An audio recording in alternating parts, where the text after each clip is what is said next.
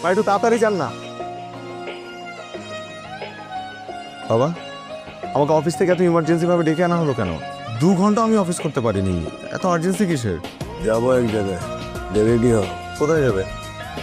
নীলাদের বাসায় যাবো। কি ব্যাপার, তুই এত দেরি করে আসবি কেন?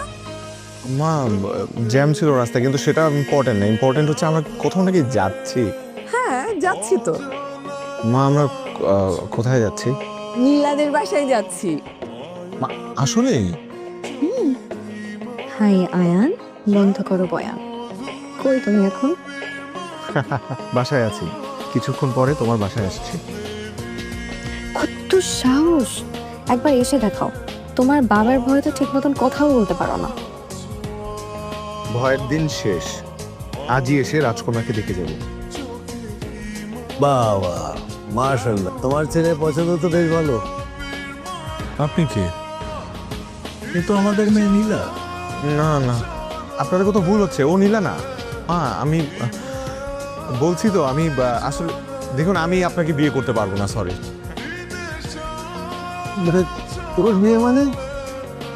আমার তো বিয়ে আজকে, তো এই কারণেই সবাই এক হয়েছি। শোন, তোর ভাই জিয়ান ও এই মেয়েকে পছন্দ করে। ও বেশ কিছুদিন আগে আমাদেরকে জানিয়েছে, আর আগামী মাসে ও আসছে দেশে ওকে বিয়ে করার জন্য।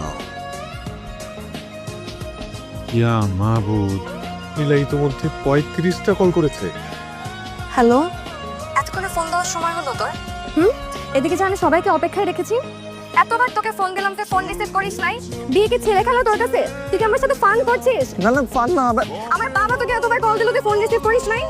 ওটা আঙ্কেলের নাম্বার। শোন, তোকে আমি বিয়ে করব না। তোকে সামনে আমি পেয়ে নেই, তোর পিঠে চামড়া বের করে আমি আমার হাজবেন্ডের ওয়ালেট বানাবো। নীলা নীলা নীলা, আমার হাসিল কোথাকার। আমি আমার বাবাকে বলে দিয়েছি আজকে ওই ডাক্তার সাহেবকে আসতে। কিছুক্ষণ পর ছেলে পক্ষ আসবে, আমি ওর সাথে বিয়ে বসবো, তুই ছবি দেখে নিস, ঠিক আছে? বাস, তোর সাথে আমার আর কোনো সম্পর্ক নেই। তুই আমাকে আর ফোন দিবি না। নীলা নীলা নীলা, আমার কথাটা একটু শোনো। এখানে অনেক বড় একটা ঝামেলা হয়ে গেছে। আমি অন্য নীলার বাসায় চলে আসছি। যে নীলা তুমি না, মানে আমার বড় ভাই আরেক নীলাকে পছন্দ করে। আমি ভেবেছিলাম যে নীলা তুমি। নীলা নীলা, আমাকে মাফ করে দাও প্লিজ। তুই